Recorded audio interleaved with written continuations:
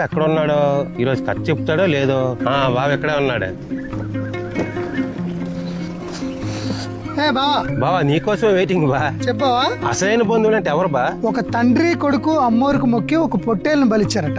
ఊరు చివరనే పొట్టేలు వండేశారట. ఆ తండ్రి అన్నాడట, మన బంధువులందరినీ తొందరగా పిలుచుకురా అన్నాడట. ఈ కుర్రోడు ఊర్లోకి వెళ్ళాడట. నాన్నేమో తొందరగా పిలుచుకురమ్మన్నాడు. ఇంటింటికి వెళ్తే లేట్ అయిపోద్దని చెప్పేసి ఈ కుర్రోడు, మా ఇల్లు కాలిపోయింది, ఎవరైనా సాయం చేయాలంటే రండి అన్నాడు. ఊర్లో ఉన్న కొంతమంది వచ్చారట.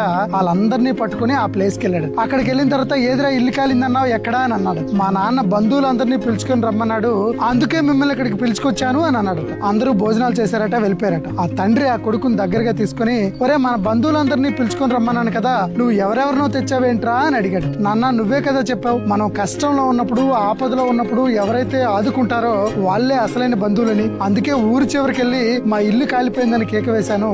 ఎవరైతే వచ్చారో వాళ్ళే నిజమైన బంధువులని భావించాను, వాళ్ళే వచ్చి భోజనం చేసి వెళ్ళారు అన్నాడు. కాసేపు ఆలోచించా తండ్రి, నిజమే కదా, మనం కష్టంలో ఉన్నప్పుడు ఆదుకునేవాడే కదా బంధువు, వాళ్ళే కదా భోజనానికి అర్హులని చాలా ఆనందపడ్డాడట. కొడుకుని ఇలా కౌగిలించుకున్నాడు. నిజమేవా, ఆపదలు ఆదుకున్న వాళ్ళు అసలైన బంధువులు. పదబా వెళ్దాం.